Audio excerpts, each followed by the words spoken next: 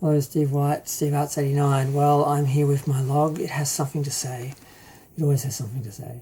What ruined Twin Peaks? Now, Twin Peaks, the original series, started off brilliantly.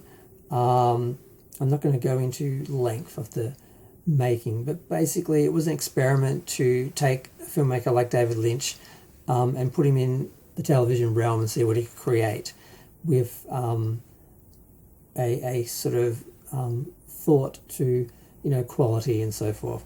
And he created an amazing pilot. They managed to sell it.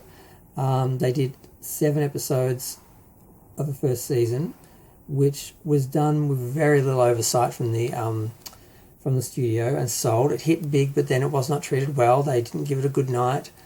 They moved it around, and then, despite that, and in part of that, when they did move to a slightly better night for the last episode and the ratings went up, they managed to sell a season, a second season.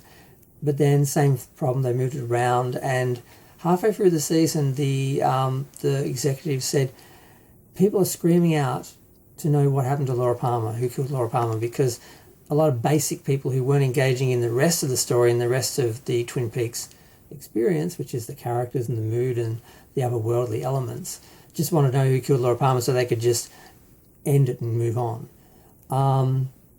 Those people were going to leave. If they were going to leave, they were going to leave.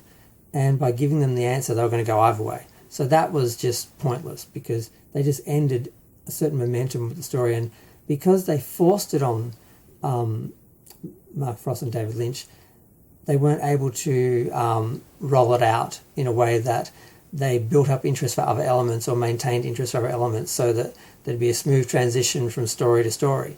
It just stops. And literally they jump 3 days after Leland's funeral, and they never really pick up certain threads again, and they just create new stories that you're not attached to with new people, and it lost its way for a good 5 episodes. It started to get back on track, but by then it lost part of the audience, part because the people who just want to know who killed Laura Palmer left, and frankly they would have stayed until the end. As annoyed as they were there because they wanted to know. Answering that question, they were going to leave. You still would have had them if you kept going. So that was one. And the other part was that they had these new stories, and they hadn't given those the sort of time they needed. So it just fell apart. And even though Lynch came back for the last episode and they sort of tightened up the last few episodes, the show was taken off the air for a while. Then there was a campaign, it was put back, it had some more energy. They were hoping for another season, which is why they did all the cliffhangers like they did in the first season. But it didn't get it because the ratings weren't that big and the show was expensive to produce because it was high quality. And the other element was kind of personal and narcissistic, where Laura Flynn Boyle was dating Kyle MacLachlan and she just didn't want Sherilyn Fenn to have scenes with her boyfriend. She was just jealous. It was plain old insecurity. And she imposed that on Kyle MacLachlan, and he had his own issues with the idea of his character getting with someone who was in high school. So the idea of him getting with Audrey Horne, he didn't like that anyway. And they took it to Lynch, and apparently he argued for it, and Lynch backed down, and they gave him his way. And that was the one main sort of story that they could have held through. People still would have watched after Laura Palmer's death was answered, which should have been kept till the end of the season. They wouldn't have lost anyone. That the people that they were afraid of losing because they didn't have the answer, they would have lost as soon as they got the answer. So that was pointless.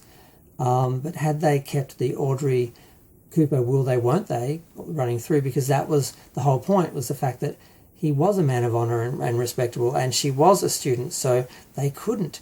And that was compelling. So they could have kept that going all the way through, but that ended as well, not for artistic reasons, but for personal reasons.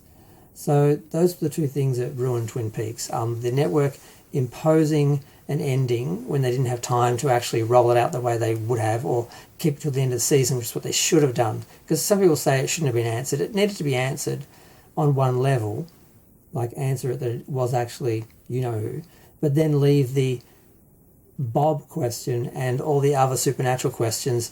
You still have the mystery there. So there was a way to do it and keep the mystery.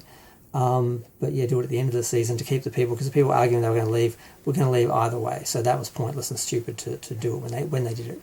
and then killing some of the other story elements, like they just abandoned elements, and then they were forced to abandon the Audrey Cooper thing. So it just couldn't keep the momentum, couldn't keep the interest, and even though it came back, people dropped out, and they never got the momentum back. So that was what killed the original Twin Peaks.